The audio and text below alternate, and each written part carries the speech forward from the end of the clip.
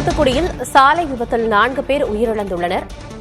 துயரமான ஒரு அண்மை செய்தியை பார்க்கிறோம். லாரி மீது கார் மோதியதில் 4 பேர் உயிரிழந்துள்ளனர். தேசிய நெடுஞ்சாலையில் நின்று கொண்டிருந்த லாரி மீது அப்பகுதி வழியாக வந்த கார் மோதி பெரும் விபத்து ஏற்பட்டிருக்கிறது.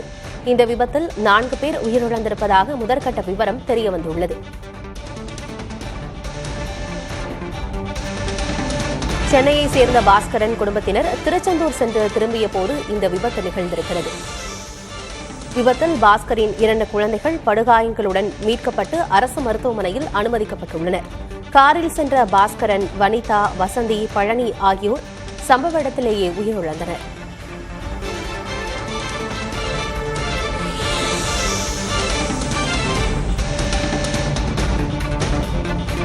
தூத்துக்குடி மாவட்டம் எட்டயபுரம் அருகே லாரி மீது கார் மோதிய விபத்தில் 4 பேர் உயிரிழந்துள்ளனர்.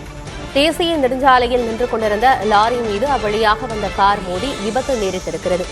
இந்த விபத்தில் காரில் சென்ற பாஸ்கரன், வனிதா, வசந்தி, பழனி என 4 பேர் உயிரிழந்துள்ளனர். பாஸ்கரின் 2 குழந்தைகள் படுகாயங்களுடன் மீட்கப்பட்டு அவர்கள் அரசு மருத்துவமனையில் சிகிச்சைக்காக அனுமதிக்கப்பட்டுள்ளனர். சென்னையைச் சேர்ந்த பாஸ்கரன் குடும்பத்தினர் திருச்செந்தூர் சென்றுவிட்டு திரும்பிய போது இந்த விபத்து நேரிட்டுள்ளது. விவரங்களோடு செய்தியாளர் கார்த்திக் இணைந்திருக்கிறார். முதற்கட்ட விவரம் என்ன கார்த்திக்?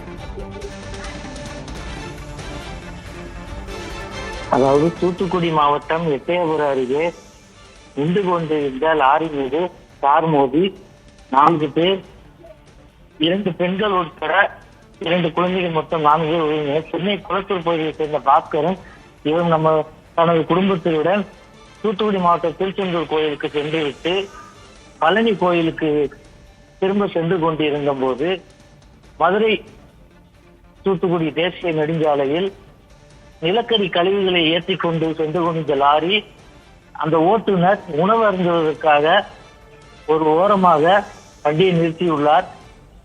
இந்த பாஸ்கரன் குடும்பம் சென்ற கார் முன்னே சென்ற லாரியை முந்தி சென்ற முயன்ற போது எதிர்பாராத விதமாக லாரியின் பின்புறம் பயங்கரமாக மோதியது. இதில் சம்பவ இடத்தில் பாஸ்கரன் மனைவி, பாஸ்கரின் தாயார், ஓட்டுநர் உட்பட 4 பேர் சம்பவ இடத்தில் உயிரிழந்தனர். மேலும் பாஸ்கரின் 2 குழந்தைகளும் மேல் சிகிச்சைக்காக தூத்துக்குடி அரசு ஆஸ்பத்திரிக்கு அனுப்பி வைக்கப்பட்டுள்ளனர். இந்த சம்பவம் இங்கு பெரும் பதற்றத்தை ஏற்படுத்தியுள்ளது. தகவல்களுக்கு நன்றி கார்த்திக்.